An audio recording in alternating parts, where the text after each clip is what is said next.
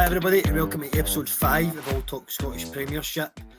Thanks for all the comments on last week's video. Obviously it was a little bit different doing a quiz and talking about sort of Premiership heroes and stuff like that and forgotten Premiership players. It was something a bit different because it was International Week, so glad you all enjoyed that. Thank you to our sponsors VSN once again, they're absolutely massive to us. And obviously if anybody else wants to sponsor the show, don't be afraid to give us a wee message and let us know if you'd like to sponsor. Obviously you can get us on Spotify and on YouTube under Pyramid Promotions, whether you like listening to a podcast or watching it or doing both. And this week we are once again joined by Brooklyn. How are you, mate? You good? After slighting Scotland for about an hour last week, I've had the absolute cheek, mate, to turn up by Retro Scotland top, but it's one of those ones, mate, it's too nice not to wear, so I think it's right. I know, I did have a normal top on, but I've changed to a Retro Boca top. Maybe we can try and get, a company to maybe send us out some t-shirts for free, because you've got to love a freebie. You've got to. If a retro, mate, I'm an absolute fiend for a retro t-shirt, man. Honestly, if we can get some sort of connection with that, it'd be incredible. Right. That's the dream, mate. That is the dream. There's a few good ones out there that I'm looking to try and get, so if I can get them for free, that would be even better. But we're going to get right into it. To start with, obviously there's not much news on it now, but obviously the possibility of some leagues in Scotland expanding, and obviously everybody for the past couple of years have had some really strong thoughts of the Premiership expanding, but it's actually been reported that the Premiership might be going down to 10 teams instead of 12, instead of going up to 14 as well. So basically, I've got some things here of what that might possibly mean will happen. So it would basically involve it going from 12 teams down to 10, but each team would still play each other 10 times. Jesus Christ, I don't think anybody would pay to watch that. But the teams would still play each other 4 times. Like, what do you think of that? I just don't understand it. I really, really don't. It's another one where it shows how out of touch the people who are involved, like at the head of Scottish football, how out of touch they actually are. Because you've never once heard anyone say they want the league decreased. Everyone for years, mate, doesn't matter if it's like someone in their 80s, 60s, 40s, 20s, every single person, every single age group has been saying the best thing that can happen to Scottish football is making the league bigger. So I've got absolutely no idea, mate, how the people at the top of the table came to the conclusion that they want to reduce it. It doesn't make any sense to me whatsoever. Yeah, I know it's such a weird one. Like, obviously we were talking the other week about like the Championship teams. Obviously, you can look at it both ways. They play more games going into that playoff, but it's not favoured a lot of Championship teams, because I feel like majority of the time whoever comes second, third or fourth in the Championship, if they get to that playoff final, they don't come up. Aye. But I just don't understand it. Like, it's such a mental thing to do. Like, it just makes it even more embarrassing, I think, the league. And I basically, some of the comments I've been seeing that, look, it doesn't really, even if the league gets expanded, it doesn't make a difference. But see, doing something like this, it doesn't increase the chances of somebody else winning the league, because you still have 8 games against the Old Firm. And it's just a bit like, so I don't know if it becomes 10 teams, I don't know if a split would happen. So how you definitely play every team 3 times, but you might not play them a 4th time, depending if you get them in the split. Like, I think that confirms you would play every team 4 times. Like, do I really want to see, like, no disrespect, but do you really want to see your team play another team 4 times in a season? Do you know what I mean? It's no good. I don't think it encourages anything. There's nothing to me that, other than money, and even at that, I don't understand how it would actually increase any sort of revenue. But like you're saying, all you're going to find is that by the time that even the likes of you wouldn't call them lesser teams, right? But we always talk about the Old Firm. But St Mirren, who just played Kilmarnock, right? realistically, are St Mirren or Kilmarnock fans going to want to travel for a 4th time to one of these grounds after maybe getting scudded 3 times or beating them 3 times? You're not going to get that same following. So I think ticket revenue and the gates are just going to decrease and decrease because, again, even if you do want to talk about the Old Firm, like you said, mate, the chances are Rangers or Celtic, especially now, right? Take this season, for example. Rangers fans knew the league was done in December. There was already kind of like no boycotting games, but like They knew it was done in the summer, did they know? No, I get what you're saying, but I get what you're saying. That's what I mean, right? So come February, mate, if Rangers are playing St Johnstone, right, for the 4th time, it's not going to be a sellout because no one cares, mate. Like, they actually don't. Whereas I know it's. Do you know? See as well, but just so just quickly, what did you think of the Champions League? What do you think of this the league format in the Champions League? Because that I like it, right? But they've expanded and it's went better. So why the hell would we then go like less than what we've already got? Surely you look at the Champions League, the Europa League, and the Conference League and go, they've expanded. It's worked out better for, I would say, 80% of the team. I would say about 90% of the fans have enjoyed it a lot more. So why the hell would you go like down the way and go from 12 teams down to 10 and not from 12 teams to 14 or 16? well, mate, that as well, right? You look at the Scottish Championship now. You've got like historically massive clubs, mate, pushing for promotion now. You've got Falkirk, you've got Livy, you've got Partick Thistle.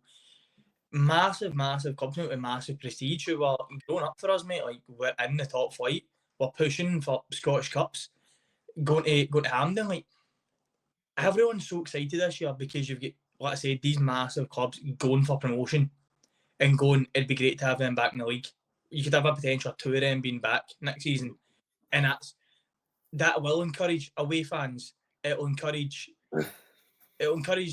Hearts, Hibs, St Mirren, Kilmarnock. It'll encourage their fans to go to more away games because it's new grounds. It's grounds they've probably not been to before. It's the same for like if like a Partick Thistle they come up. Their fans are going to be dying to go to clubs in the top flight just to experience it. I know. See, when you look at it, like I know the game ended like 5-2, right? But a lot of Celtic fans actually say, take away the Champions League. Obviously, one of the better games they've maybe went to this year at Parkhead was the game against Falkirk. Do you know what I mean? Like, I know Falkirk are probably going to be coming up, but you know, say for example, like in a couple of years' time, like a Morton came up, and I know Morton have actually went to Celtic Park and won, you know, a couple of years ago in the cup, but I just think occasions like that will be so much more better. And you might have the odd time where like, a Morton could go to Celtic Park and give Celtic a game because they would go like that. Look, you might never ever get to do this again. Do you know what I mean?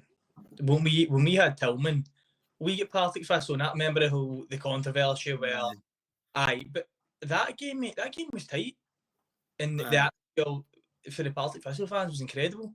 So, like you're saying, you do get these games where the clubs will go and they'll cause Rangers problems because, again, mate, we always talk about the Old Firm and we do need to try and get away from it, but that way where the Old Firm expects teams to set up a low block against them, but the teams that come there with no fear are often the ones that give them the best games. That's the thing about Falkirk. Falkirk went to Parkhead, mate, and just decided we're not changing our style. We're not sitting in and we're going to attack, and this is exactly what they've done. And if I think, did Falkirk not go 1-0 up, then 2-1 up or something along those lines? I'm sure they did, aye. So, I'd really, mate, it's beyond me why the SFA again have sat down. I get people love their clubs, right? I get you'll have Celtic, Rangers, Aberdeen, Hibs. You'll have fans in the fan groups that will go, that have went to every game this season. And I mean, like, even when they've games in Europe, they've went to every game. And it's not fair them fans. So say an Aberdeen fan goes and watches, like, you know, like an Aberdeen v Hibs at home, and then they travel to Edinburgh to see Hibs v Aberdeen, and then they play Aberdeen and Hibs again, and they go to that, and they go to Hibs v Aberdeen and Edinburgh. So 4 times that fans possibly spent with travelling. Maybe they've stayed the night if they've went in a away game, but regardless, they're paying for their travel, they're paying for their tickets to the game. So you're nearly talking, right? A fan is paid money to travel to the same team twice and then see them twice at home. They've nearly paid that. You could go on a holiday for that. Like, I know Mate, people go season tickets are expensive, but you're guaranteed seeing the same team 4 times. Like this year, I think if you look at Celtic and Rangers and Aberdeen, because they've been in the top half of the table for the majority of the season, they're obviously probably not going to be playing like a St Johnstone and a Dundee for a 4th time. But if this happens, you will be guaranteed playing the exact same team 4 times. Like that is actually insane. Mate, I would genuinely love the SFA to come out. We know they won't, right? Because they're fucking cowards. But I'd love for them to come out in the coming days and explain. Because it's one of those ones as well where I might be wrong, but I don't think this information came out from the SFA. I think it's been leaked by accident. And obviously what's happened is there's been a bunch of fan backlash. But the SFA won't even address it, mate. Like, what will probably happen is we'll talk about this. They won't decrease the league and they'll just pretend as if it never happened and it was never in conversation, because that's the way they go about their business. Mm-hmm. Like, see, it's obviously I'm reading here. Some people said it might be an April Fool's, but April Fool's is meant to end at 12 o'clock. So if it's a joke, they've let it drag on a bit too much. But generally, I think that's probably what's happened, and that happens with a lot of things. Like some football teams leak football kits to see what the fans' reaction are. And if they go like that, that's horrible. They'll go like that. It was a joke. We'll change it. Like it probably has been leaked for people to see people's reactions. And honestly, if anybody thinks this is a good idea, please let me know, and I will have you on this show next week to explain to me why that's a good idea. And honestly, the SFA, this will be me never getting free tickets anywhere, but the SFA can shove that up their arse, man. Honestly, it's genuinely terrible. mate, I think we need to stop talking about Scottish football, because the last 2 weeks all we've done is slate the SFA, slate Yeah, I'm not doing a very good job as being a host for like the Premiership, but like you need to stand up for what you believe in, and I believe that's actual utter nonsense. Like, genuinely, I think that's actually mental. See, in our defence, right? What I would say, here, man. mate, in our defence, what I would say, though, not a slated Hampden, but every single time, like, we've spoke about national team SFA, we've said that this is what we would do. We've not just like said, oh well, this is shite, and then just end it there. Like, what we're saying is they're going about everything the completely wrong way, which is summed up, and it goes back to even like what you're talking about, like, even like, so I play like a Sunday league, right? And we had a game, obviously that Sunday just there. The game was pushed back, mate. So keep in mind how expensive the pitches are, and the referees and everything else. Our game was delayed by 40 minutes, and no one knew why, mate. The league didn't contact us. Turns out the league double booked the referee. They booked him at the far end of Glasgow, mate. The referee never told anyone and just turned up, mate, 40 minutes later. Nothing. Mate, see, obviously, mate, it's mental. See, like the thing way last week I said about how Scotland like holds people, like young players back and stuff. I put that on my Instagram and I done a poll, being like, does Scotland hold young players back? And I think, say like 60 people voted. I think it was about 56 or 60. 4 people voted no. So the rest of them voted like, yes, Scotland does young people back. And somebody messaged me, my pal messaged me, and he said a couple of years ago, he was like, he played pro youth and stuff, but I don't know if this was with a pro youth setup, and he went over to Iceland. And see, in the winter, or when it's really, really cold, they actually put like, I'm sure that I might be wrong here, but it's something like they put up like big domes over the football pitches, so that in the winter, no matter what, like games get played and stuff like that. Whereas, like, you drive, I remember the week I was going to a game, right, and it was on like a grass pitch, and I drove in and I looked and I noticed nobody was there, and I texted my mate, and it turned out the game got called off, and it got called off because it was like raining the night before, but the rain stopped that night at like 10 o'clock, and I'm just like, people just can't be bothered. Like, I get something, like, see, in my opinion, I get like the referees, right? Their number one role is player safety. If they say this pitch is playable, but they've actually just done it because the two teams want to play the game, and somebody falls or slips on gets stuck in a bit of mud and snaps their ankle, the responsibility is on that referee, because that could go, you never actually still let that game get played.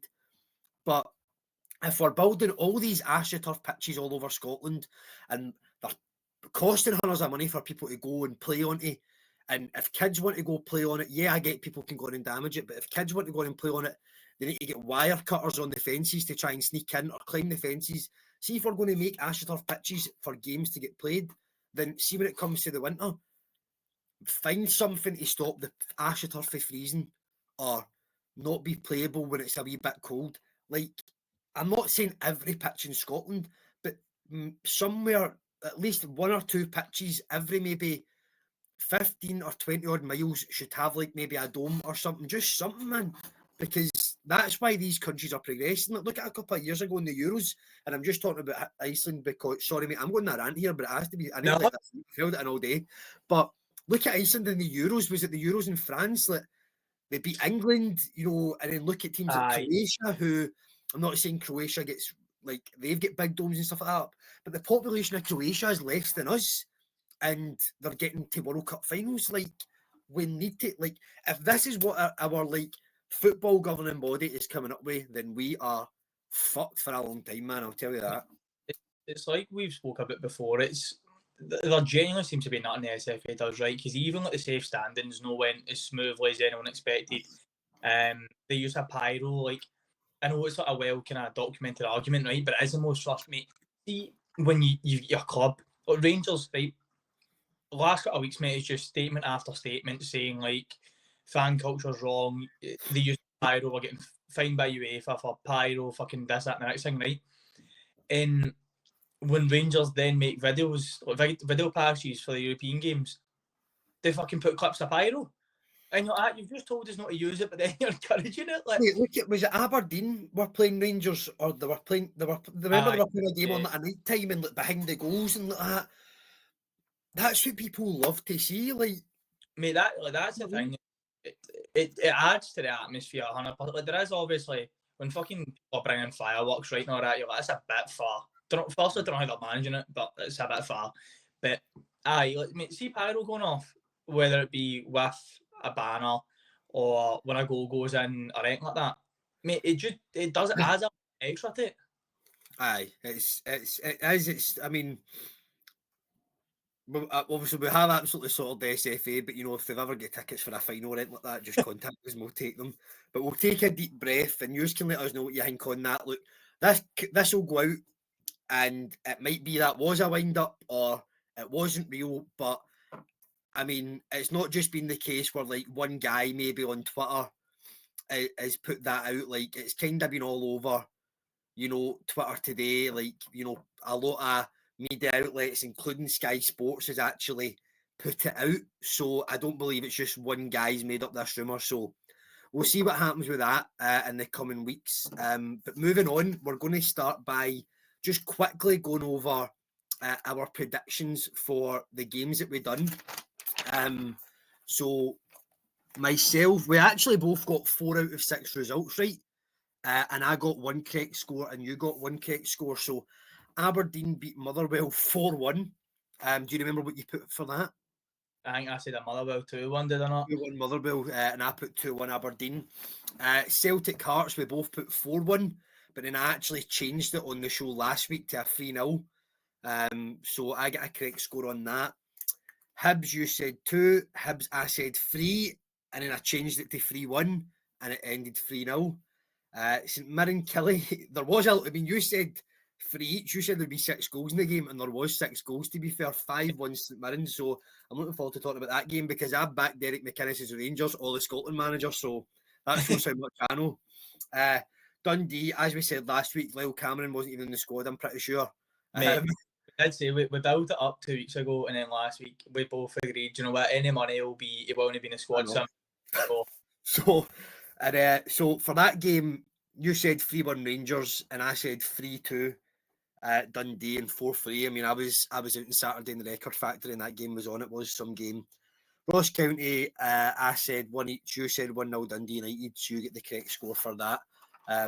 So we'll talk about the games, but at the end for this week's games, we're going to do predictions for them as well. But I'm going to start with I probably St Mirren and Killie. I mean, what do you think has happened there? Like the St Mirren, you know, putting 5 goals past usually what you would say is a quite decent enough defensive Derek McInnes Kelly team? Mate, I don't think Kelly will sack McInnes. He might be as close to getting sacked without getting sacked. Well, obviously, I mean, Dundee, we'll go on to them, they absolutely I would actually say they bottled that against Rangers a bit, but if Dundee won that, Kelly would have went into 11th spot. And I feel like with Kelly, they've just went under the radar because how good they done last year, but that kind of has to be looked at with some of the players they've got, like conceding 5 goals against St Mirren. And look, I've backed St Mirren for the top 6, but you know, St Mirren are on -8 goal difference, and they've just put 5 goals past Kelly. Like that's insane. Where do you think Kelly go for here? Do you think that's them possibly? Do you think Dundee, even though they get beat, if maybe get a bit of momentum to get above Kelly? Mate, if I'm looking at, you've just won the derby, you've just pushed Rangers to their limits, and really, like you're saying, they should have won the game. They should have won the game from the position of being 2-0 up, and then they should also won it. Dessler scores, Simon Murray hits the post. It's unlucky, but it's fine margins. And it's like you're saying, if I'm at Dundee dressing room, I'm going, there's every chance we can catch Kelly, especially see when the split happens. Yep. Which I think it's we're potentially losing if this fucking stupid 10-team league goes ahead. But if I'm Dundee, I'm looking at especially the split and going, if we can keep them close up until the split, then fucking they're there for the taking. And I wonder if maybe McInnes will walk at the end of the season, regardless. I wonder if that's maybe what he does. He just goes, I've took them as far as what I can get them, because you can't really explain the fact that they were sitting flying last season. Good football, good recruitment, and then all of a sudden it turns to pot. Like, do you think Europe, like even though it's only a qualifiers, do you think Europe honestly has obviously come out today as well that teams in a qualifier will be able to postpone one fixture? But yeah, right. That only favours one team, mate. That only favours one. Why is it why do they specify the fucking third round qualifier? Who does it favour? Mate, Rangers have been begging for this, mate, for years. Well, we've done in Europe. We've had fucking. But do you not think it favour? Like, what if a Hibs do get there? But do you know what I mean? Like, Are they? Because was it not Derek McInnes that was crying out for it last year? Derek McInnes was saying that the other team have been given their leagues, let them had like it was Derek McInnes who was crying out for it. I don't understand again, but why are they taking so long? Again, we're trying to avoid fucking slating the SFA again, right? But why have they taken so long to do that? Because regardless of it being if ever Rangers, Celtic, it does just favour the league in general. Like you're seeing now, Bilbao have actually came out. Their manager came out the other day, and he slated the La Liga because they've got. I think it's by the time the second leg rolls around, they play something like 4 games in 6 days or something fucking mental like that. Which gives me a bit of hope as a fan, but as much as it's good for us to sit and watch all this football, like there is an argument where there's maybe not too much, but the fixture congestion's mental, and it does mean if you're a good side going for multiple trophies, like you're averaging about 70 odd fucking games a season now. I know. I don't, but like surely Kelly's whole season doesn't go off the basis of having to play qualifiers at the start. Nah. Do you know what I mean? Like, look, St Mirren are a good side, and like they are. Obviously, you said Hearts would get 6th spot. I mean, St Mirren are only 1 spot behind them, and that's what I said. Like, but I'm just like, with games like that, people don't look at kind of St Mirren. They kind of look at Kelly, who you're kind of like, how's that happened? But how has that actually happened? We're kind of falling into that trap, but as well, where we're not. And I think a lot of people do this. It's not really giving St Mirren credit. It's more, what did Kelly do wrong, opposed to what did St Mirren do right? Mm-hmm. And you're hearing so many people coming out recently and saying how well organised St Mirren are. I think you've got to give them credit as well. So I think it's a mixture. It's Kelly have been a downward spiral, and they have been for basically the full season at this point. Which makes you wonder: do you think truthfully they're going to drop into the 11th, or do you think they'll manage to just avoid it? I don't know. I just look at Dundee and, as you said, they were in the derby. And look, I know Rangers came back and won the game, but I just think that's a sore one for Dundee, but that would give them more confidence than Killie getting beat 5-1. Because Tony Docherty could be like that, lads, you've just put 3 past Rangers, you were late. Do you know what I mean? Like, these things happen in football, but look what yous can do. Whereas Derek McInnes would be like that. What can my players do? We've just went to Paisley and lost 5-1. Like, I don't know. I think they're going to drop into the 11th spot. I genuinely do. Do you think it's a Gerard Beale situation with McInnes and Tony Dock? I mean, it sounds a bit mental to say because McInnes has been a manager for so long and done so well with Aberdeen. But is there an argument that he just isn't as good with Tony Dock by his side? It's definitely an argument to be had. I definitely would agree. It's a tough one because he has been so good. He has been so good. I mean, like you can't downplay McInnes. Like it'd be ridiculous to, because although he's having a down season, he was pushing Aberdeen, mate, for third every single season. Second, obviously, at points as well. So you can't downplay him, but you look at it and you do compare it to Gerrard and Beale, and I mean, there's loads of other kind of situations and setups like that, but with Tony Dock leaving and all of a sudden, I mean, we're saying this if Dundee are flying. I mean, I know. So, like, I'm just looking here, but do you know what? I will say a bold shout, right, and I'll write it down, right, so then you can mark it as well. It will be the final game of the season. I think you'll find out. So I think the league they have to set that up. Like Dundee Killie is the last game of the season, and I think on the last day of the season, Killie will drop into 11th. I do think that. Like the world's shittest helicopter Sunday, just sitting there, you shiting yourself. You're gonna get relegated. But then the thing is, man, I'm just like, Killie are too strong for like a Ayr or a fucking Livy or Park. Do you know what I mean? They're too strong for these teams. Mate, do you genuinely think, right? See, if you're saying that situation, do you think it's worse losing the league like that or getting relegated like that?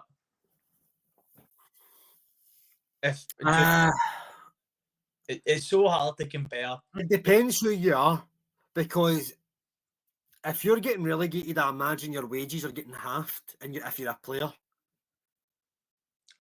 and if you're a player, you would probably rather lose the league in the last day, because I know that might sound mental, but I do think a lot of people you need to remember that this is like people's jobs, like this is like their income.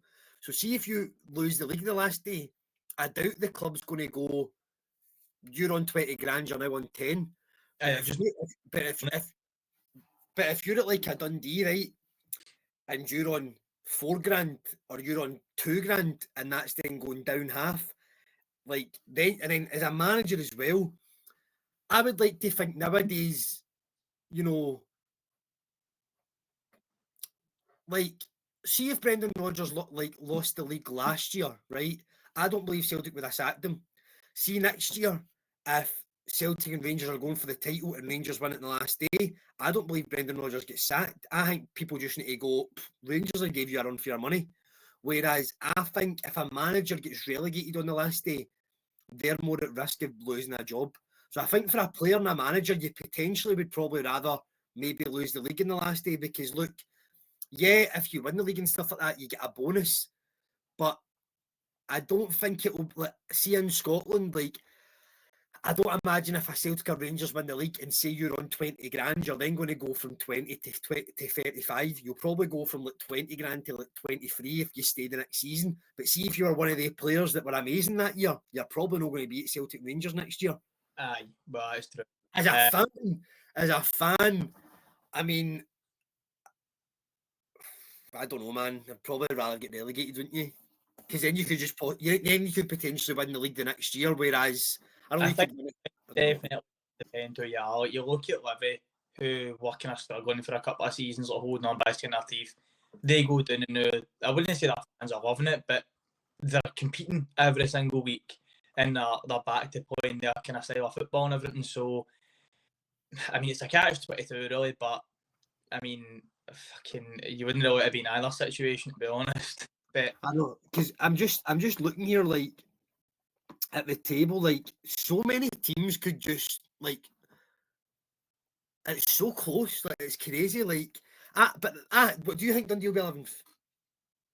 see, if I'm being honest, mate, I think I'm with you. I think Kelly slip in. Mm-hmm. I do like. Kelly get relegated and Derek McInnes gets the Rangers or Scotland job. Oh, falls upwards incredibly. I have Vincent Company. Look at him. You know what I mean? This shit happens, you know. It does happen. But I mean, fucking, do you know? I can't even argue that. That's No. the worst part. But so embarrassing for Kelly, but credit where credit's due to St Mirren. I've backed them to get into the top 6, and they're a point behind Hearts. So our takeaway for that game, and it's probably it's going to be very reflective looking back on it, but you're standing by that St Mirren are showing enough to get top 6, and we're both agreeing that Kelly are showing that they're going to get relegated or at least be in 11th. Aye. Right. And then, I'd say that's a hot take for the episode that Kelly go down, or Kelly are at least in the playoffs. Aye.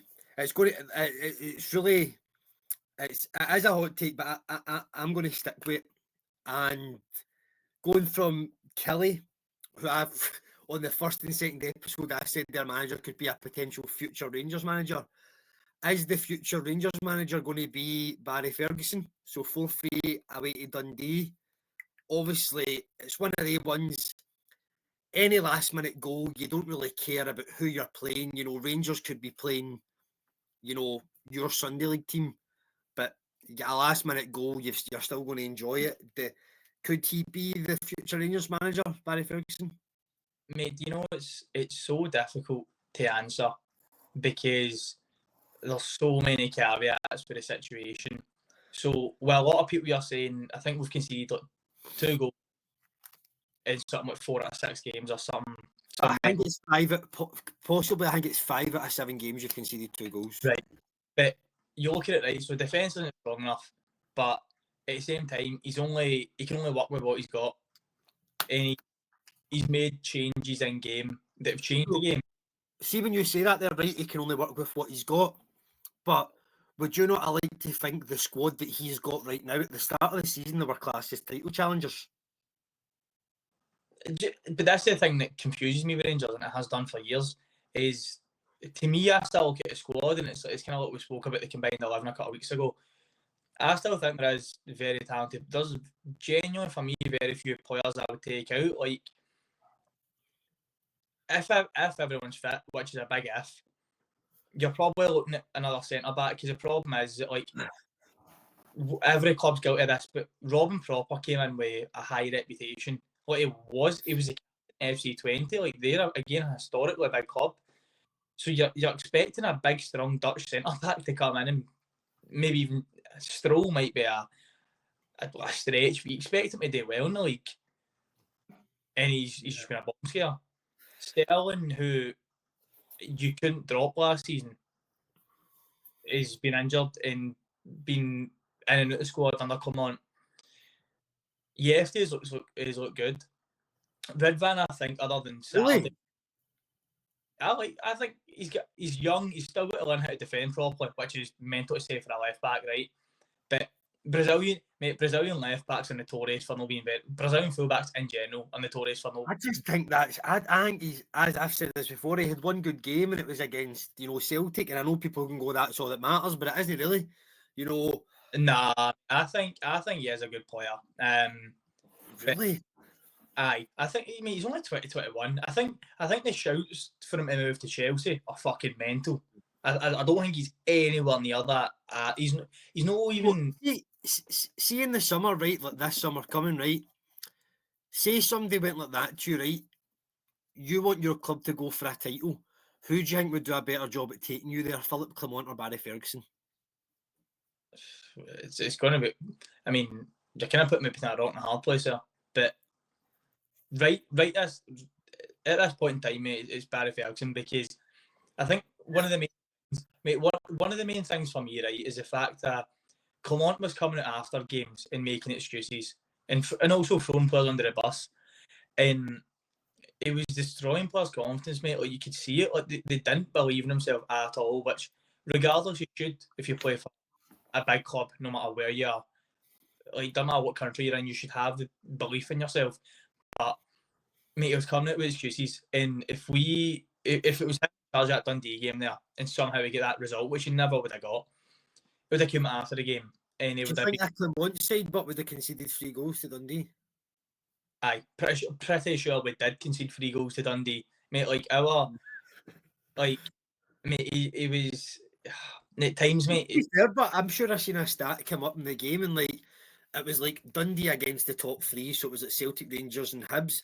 I don't think they lost it. They've not get beat at home off any of the off Celtic, Rangers, or Hibs this year. Like they drew 3 each with Celtic, and it was a last minute penalty Celtic to get a draw, but.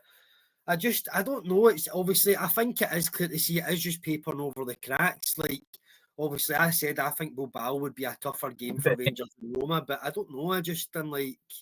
But, mate, see, the thing is for me as well, right? And again, say that every single week it seems I defend Dessers, right? But you look at that game, mate.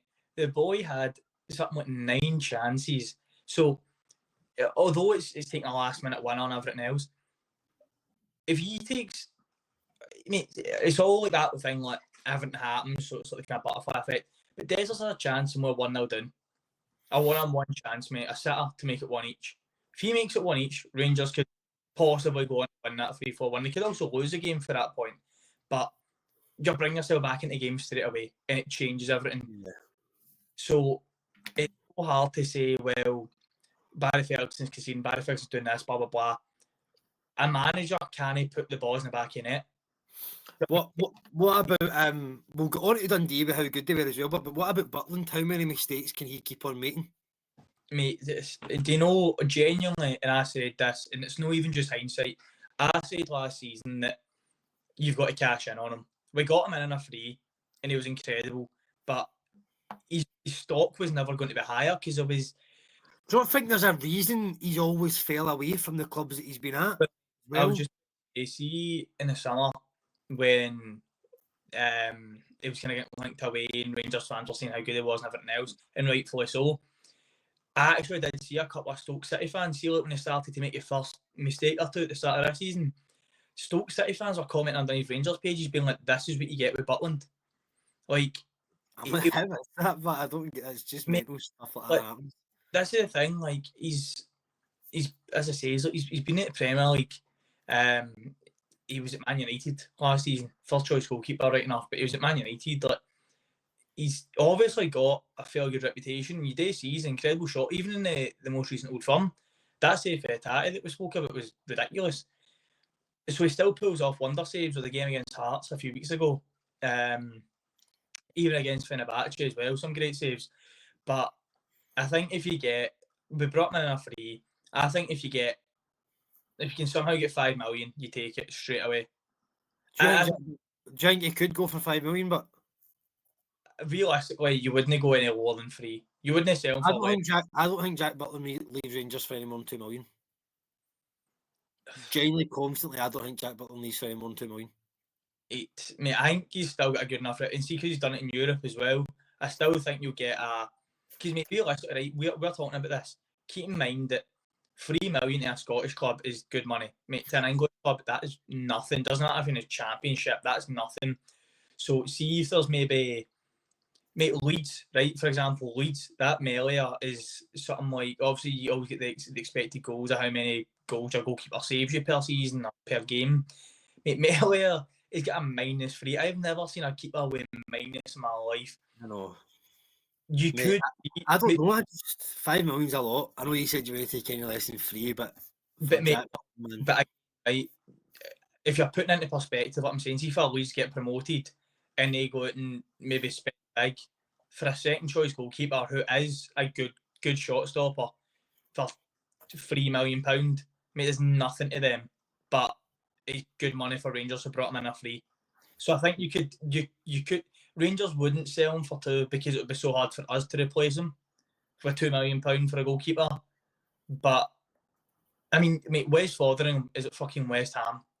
Do you think stuff like that is hard though? Because we'll get onto it, right? But Celtic have brought in a young goalkeeper for less than £2 million, and I thought he was outstanding on.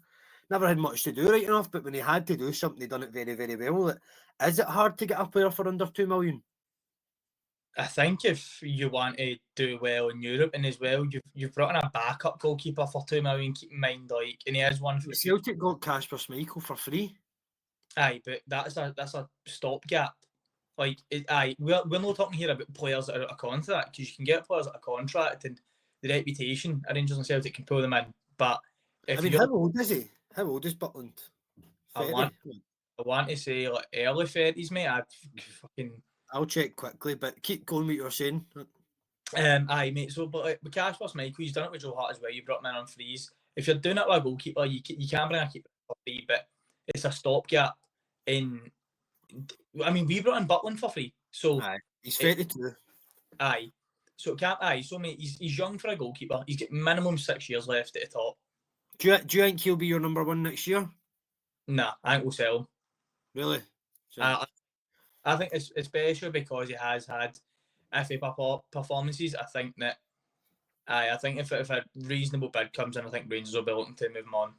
And what about Dundee? Like, obviously, I thought they played very well. Obviously, they get the early goal and stuff, and Simon Murray's like this is what I wonder, right? So see like a Simon Murray, like, would you take him at Rangers? No. So see stuff like that, right? Why do you think stuff like that is a thing? So see, know how Celtic, right? Obviously, I think he's played maybe 3 or 4 times since, right? So when obviously Kyogo left and Rodgers at the time wasn't a fan of having to play Maeda up top, why would Celtic not go out and get like a Simon Murray? And mate, Ida could be your number one, and then obviously change Maeda's the number one, Ida's two. But why could Simon Murray not be your number 3? Why do Celtic Rangers not go and get these sort of people? Well, I was talking to someone the other day, and we're kind of discussing this about how growing up, just what kind of a lot of the players that were in those games were signed for other Premiership clubs. Like, you look at obviously the players that came from Hibs, Kevin Thompson, Whittaker, Brown. Then you had obviously we get Boyd for Kilmarnock, kind of like that. All of these players, Scott McDonald, all of these players came through the league, but I think it's that way where Rangers especially have they've traumatised themselves a wee bit with it. So as a Rangers fan, I was buzzing about getting Jordan Jones in. Look at that, turned it. We brought in, like me, the other winger we brought in to Kilmarnock, it's got to do my head in it. So one of the story where when we won the title, he was saying to Gerrard in the change room about getting him a contract extension. I can picture him as well, but I can't remember the name. Hopefully somebody else was in the comments. But Rangers have done that in the last couple of years where they've went in and brought boys in. And you look at Barron, that's worked out well. I think Lyle Cameron will be a good signing. So I think it's the right idea to go out and take these players for the league. But I think Simon Murray, I couldn't see him. I think the pressure, which I could be completely wrong, but I think the pressure was a bit too much for him. And like, I mean, I think he's got 20 goals this season, so he's obviously doing well on a struggling side.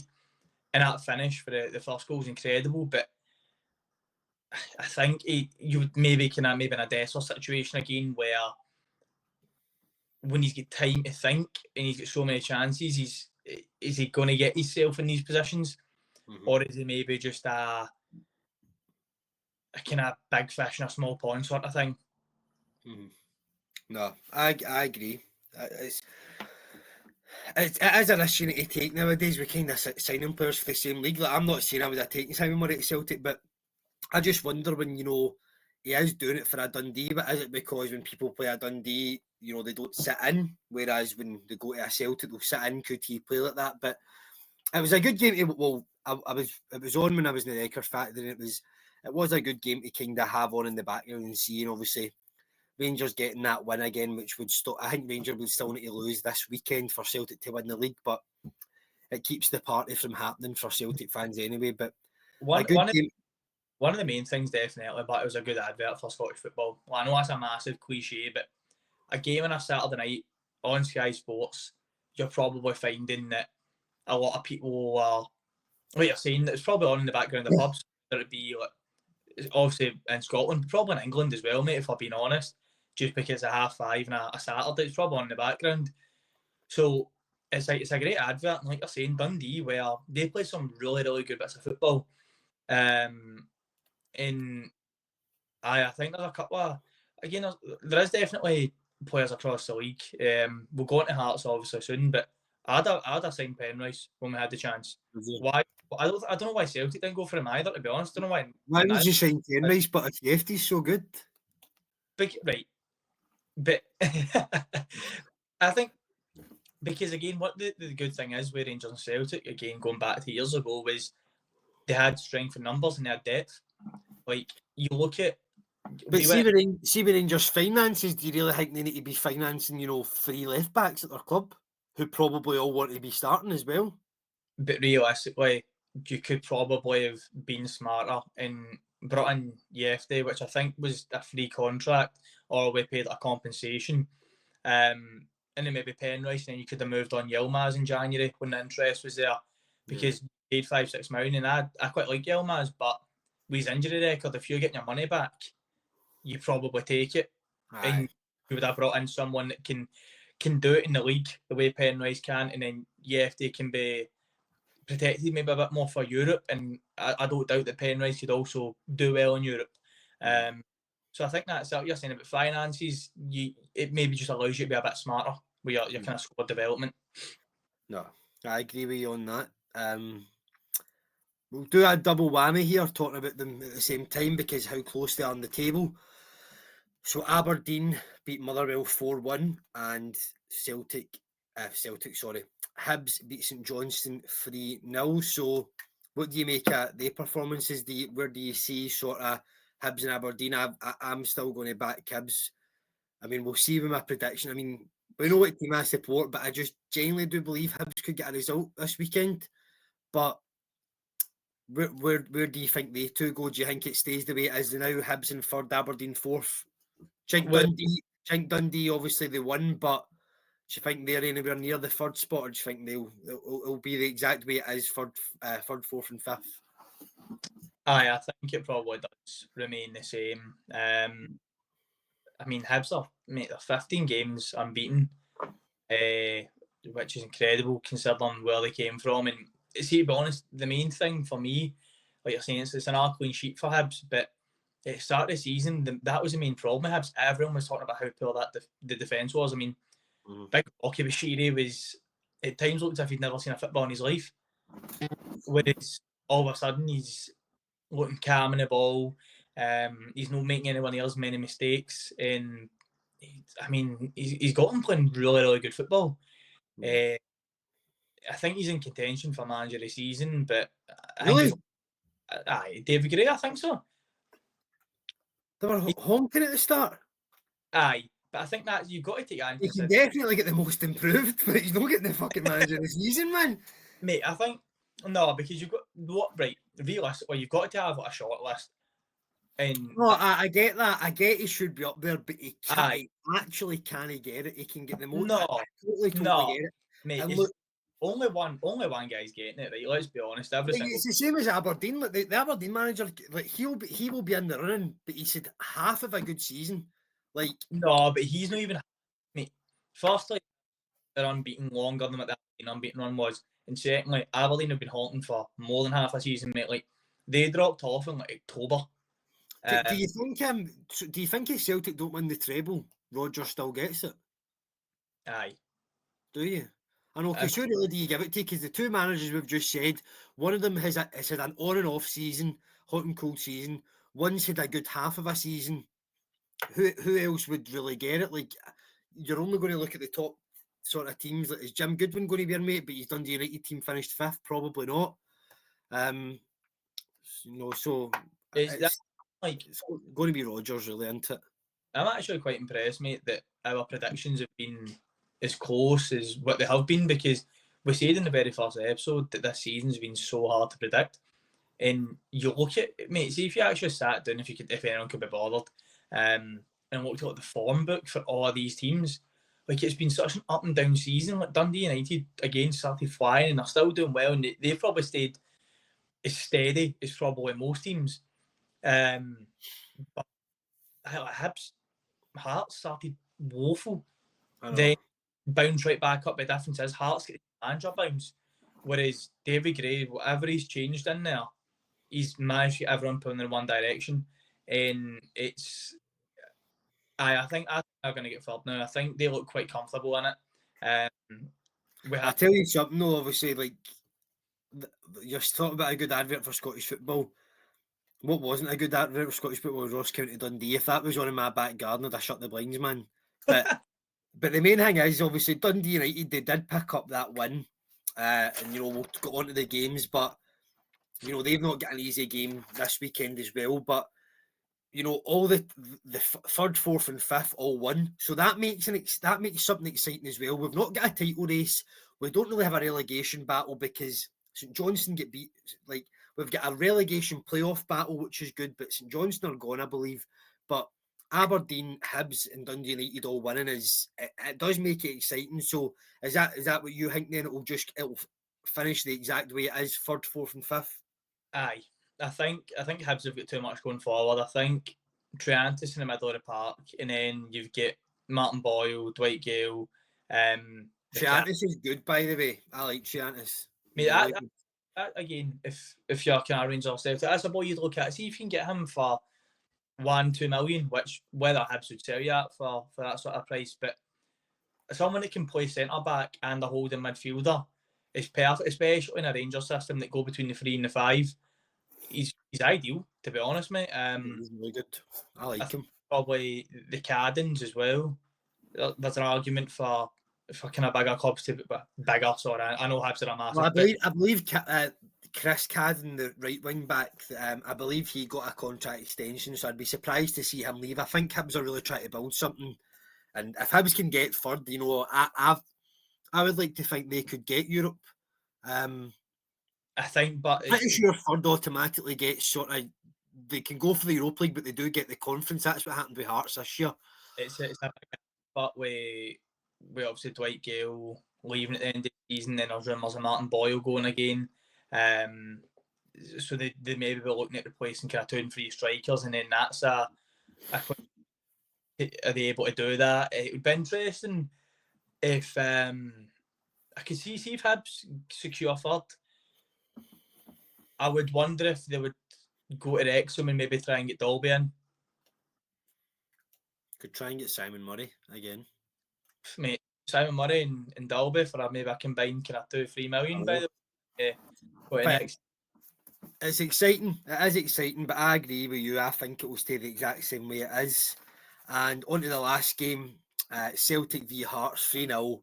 To be fair, Hearts, Sinisalo making his league debut I think it was a good save, but for a goalkeeper, it was probably a basic save. But Hearts were knocking on the door for a wee bit, and then your man turns up, Maeda. Incredible, man, incredible player. He's potentially in the running for, he's now top goal scorer by 2 clear goals to Simon Murray, so he's now in the running for top goal scorer, player of the season. And do you think he would get players player of the season? Is that too greedy?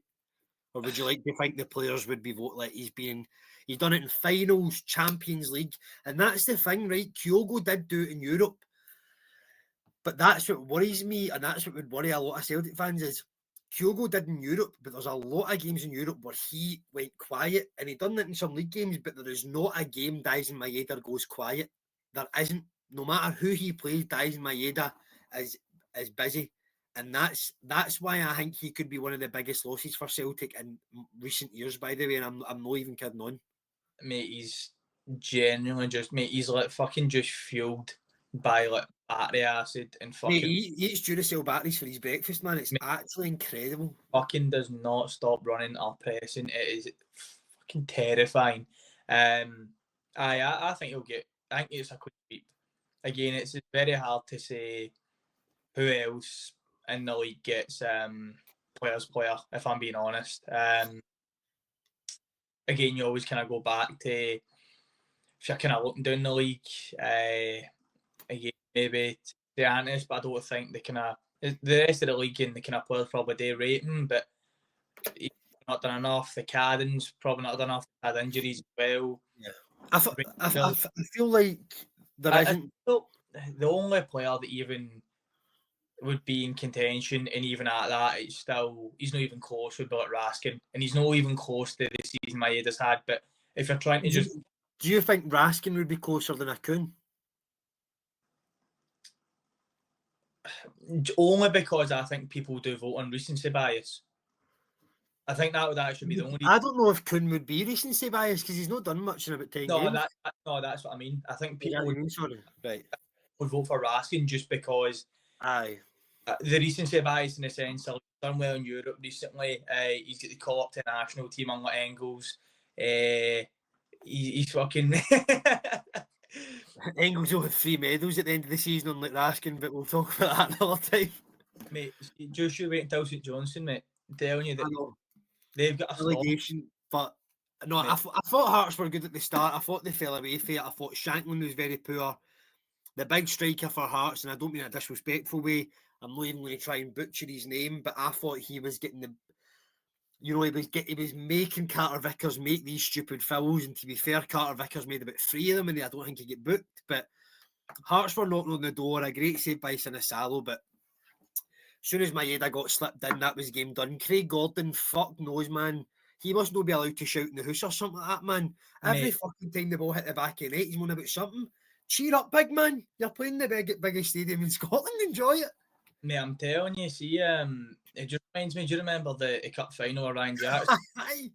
Mate, he was running to the halfway line just shouting about fuck all. I don't get it, mate. Like, just pure chill out. Like, it's like not one goal on Saturday made me go, that's offside.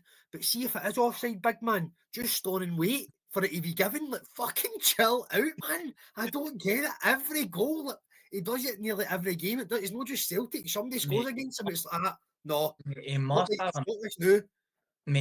enough dough to retire. Like, surely. I seen something that he's possibly going to St Johnstone.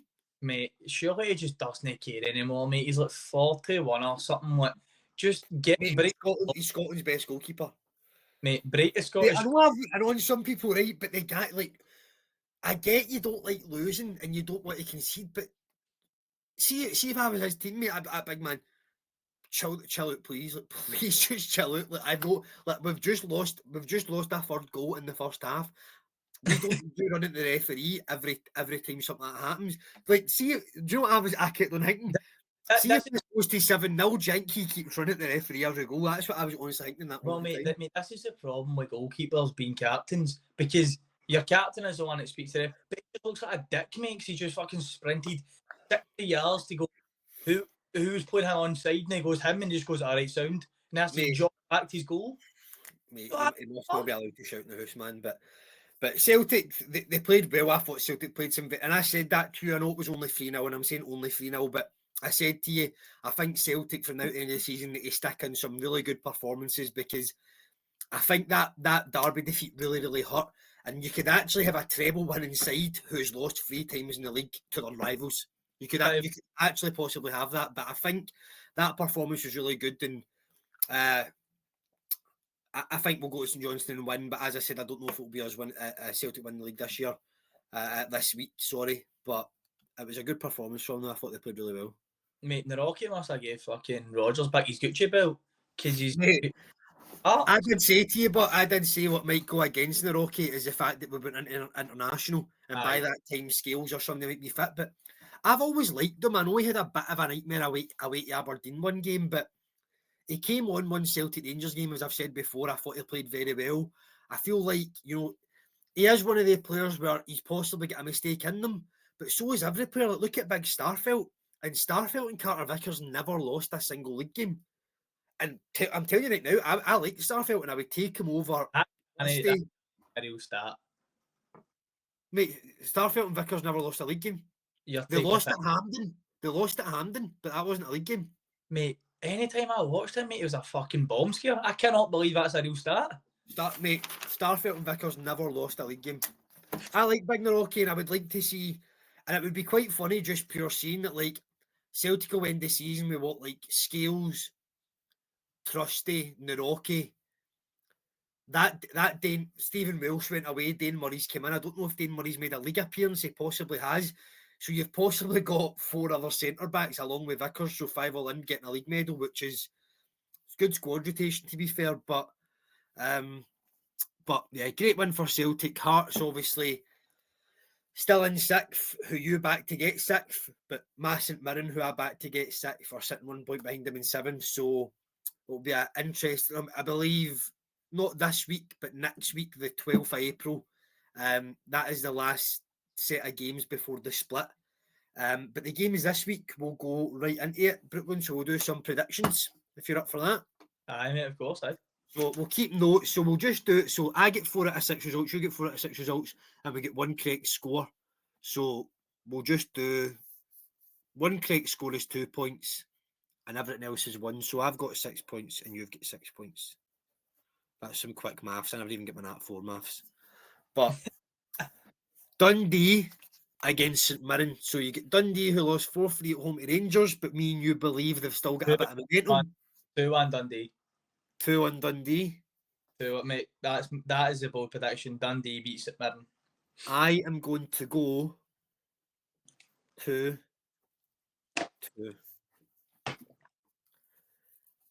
Kelly versus Motherwell. Motherwell got a hard defeat as well, 4-1 away to Aberdeen. Kelly losing 5-1 away to St Mirren, but Kelly at home against Motherwell. 2-1 Motherwell, and this starts the panic stations for Kilmarnock. I totally agree with you. I was going to go 2-1 Motherwell. I was maybe going to go 3, but Rangers versus Hibs. 3-1 Rangers. 3-1 Rangers. I've wrote 30-1 there. Doubt that's going to happen. I am going to go. Chances, mate, you never know. 2-2 or 3-2 Rangers. 2-2 draw or 3-2 Rangers. I'm going to go 2-2. Mate, you fucking hate. You've never once predicted Rangers to win, mate. You just fucking hate it. I will next week. No, I don't. Mate, Rangers have fucking conceded 2 goals, 5 out of the 7 games. I'm not going to fucking get a clean sheet out of nowhere. Do you know what? Fuck it then. 4-2 Hibs. I'm kidding. Ross County Aberdeen.